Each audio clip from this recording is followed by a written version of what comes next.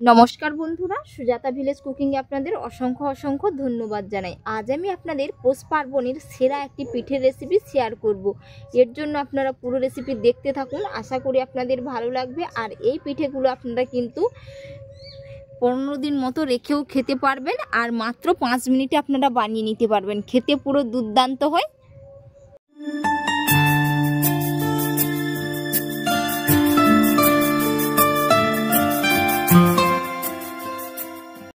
ধুই পিঠে বানানোর জন্য আমি উনুন জেলে কড়াই বসিয়ে দিলাম। তো ওই কড়াইতে আমি 1.5 বাটি জল দিয়ে দেব।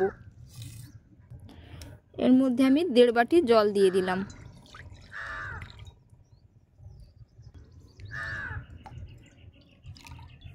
জলটা গরম হতে হতে এবার আমি এর মধ্যে দিয়ে দেব 3 চামচ গুঁড়ো দুধ নিয়েছি, এর মধ্যে দিয়ে দেব। আপনারা চাইলে জলের পরিবর্তে লিকুইড দুধও দিতে পারেন। এবার আমি ভালো করে মিশিয়ে নেব। জল গরম হওয়ার আগে, জল গরম হয়ে গেলে কিন্তু দুধগুলো দলা পেকে যাবে, তো তার আগেই কিন্তু মিশিয়ে নিতে হবে খুব ভালো করে, যাতে না দলা পেকে যায়। আর বন্ধুরা, আপনারা কে কোথা থেকে রেসিপিটি দেখছেন অবশ্যই কিন্তু কমেন্ট করে জানাবেন, এবং আজকের রেসিপি আপনাদের যদি ভালো লেগে থাকে অবশ্যই একটি লাইক করে দেবেন। তো খুব ভালো করে কিন্তু আমি এখানে মিশিয়ে নিয়েছি। এবার আমি দুধটা গরম করে নেব। এবার আমি ফ্লেভারের জন্য 2টো এলাচ ফেটিয়ে দিয়ে দিলাম। আপনারা চাইলে এলাচটা এখানে গুঁড়ো করেও দিতে পারেন। তো এবার আমি এর মধ্যে দিয়ে দেব 1 বাটি গুড়। তো আমি ছোট বাটির মাপ করে 1 বাটি গুড় নিয়েছি, তো বড় বাটির মাপ করলে হাফ বাটি গুড়। ভালো করে মিশিয়ে নেব। আর বন্ধুরা, এখানে আমি কিন্তু খেজুরের গুড়টা নিয়েছি।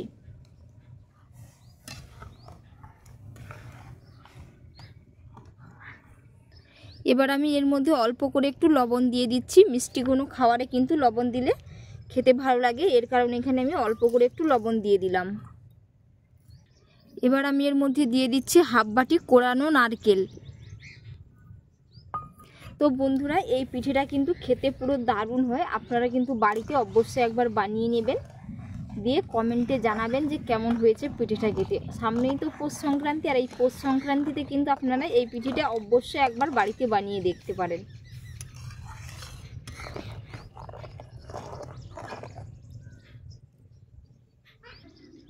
এবার আমি এর মধ্যে 1 চামচ ঘি দিয়ে দিলাম। ঘিটা পুরোপুরি অপশনাল, আপনারা চাইলে নাও দিতে পারেন। তো এখানে আমি ঘি দিচ্ছি ফ্লেভারটা যাতে খুব ভালো আসে, এর কারণে আমি 1 চামচ ঘি দিলাম। গুঁড়ো খুব সুন্দর হয়ে মেল্ট হয়ে গেছে। এবার আমি এর মধ্যে 1 বাটি চালের গুঁড়ো দিয়ে দেব। এই যে 1 বাটি চালের গুঁড়ো নিয়েছি, এর মধ্যে অল্প অল্প করে দিতে থাকবো, আর এইরকম করে মেশাতে থাকবো। দিয়ে খুব সুন্দর করে একটি ডো রেডি করে নেব।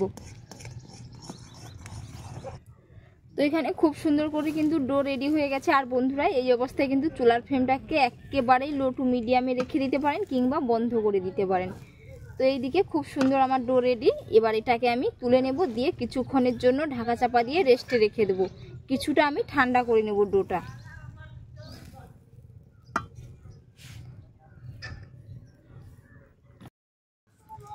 ডোটা কিছুটা ঠান্ডা হয়ে গেছে। এই যে আঙুল সইছে, এইরকম উষ্ণ গরম থাকবে। হাত দিয়ে একটু ভালো করে ঠেসে নেব। হাতে যদি লেগে যায়, হাতে একটু অল্প করে আপনারা ঘিও লাগিয়ে নিতে পারেন। এইরকম 2 মিনিটের মতো খুব ভালো করে একটু ঠেসে নেব, একেবারে স্মুথ বানিয়ে নেব। এবার আমি এর থেকে ছোট ছোট করে লেচি কেটে নেব। এইরকম সাইজ করে লেচিগুলো কেটে নেব। আপনারা চাইলে এর থেকে একটু ছোট সাইজও বানিয়ে নিতে পারেন। দিয়ে এইরকম করে হাত দিয়ে একটু গোল গোল করে বানিয়ে নেব। এই পিঠেটা যে কোনো দিন একেবারেই বানায়নি, সেও কিন্তু খুব সহজেই বানিয়ে নিতে পারবেন। একেবারেই বানানো সহজ। এইরকম করে কিন্তু আমি বানিয়ে নেব। আপনারা এই পিঠেটা কিন্তু 15 দিন মতো স্টোর করে রেখেও খেতে পারবেন। খেতে পুরো দুর্দান্ত হয়, আর বানানো তো একেবারেই সহজ। 5 মিনিটেও আপনারা বানিয়ে নিতে পারবেন এই পিঠেটা। এই যে আবারও একটা বানিয়ে নিয়েছি। এই রকম করে কিন্তু আমি সমস্ত পিঠেগুলো বানিয়ে নেব।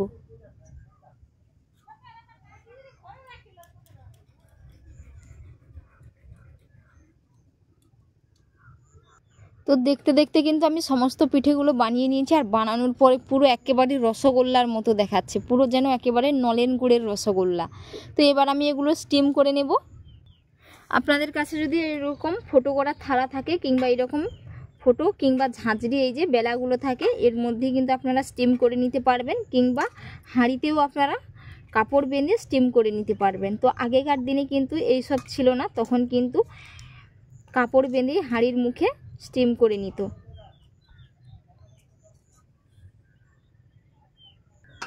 একটা হাঁড়ির মধ্যে আমি 1 লিটারের মতো জল দিয়েছিলাম আগে থেকে।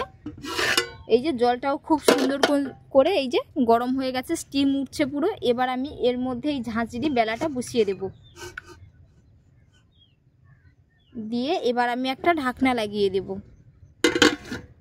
পুরো এখানে আমি 15 মিনিট কিংবা 20 মিনিটের জন্য ভাপিয়ে নেব। 20 মিনিটের জন্য স্টিম করে নিয়েছি। এবার আমি ঢাকনা খুলে দেখে নেব।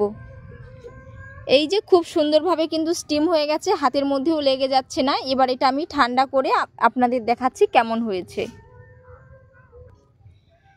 তো পিঠেগুলো আমি কিছুটা ঠান্ডা করে নিয়েছি, এখনও কিন্তু পুরোপুরি ঠান্ডা হয়নি। আর ভেতরটা দেখুন বন্ধুরা কত সুন্দর হয়েছে। এই যে পিঠের ভেতরটা দেখুন, খালি এখনও ধোঁয়া ছাড়ছে, এতটাই গরম আছে।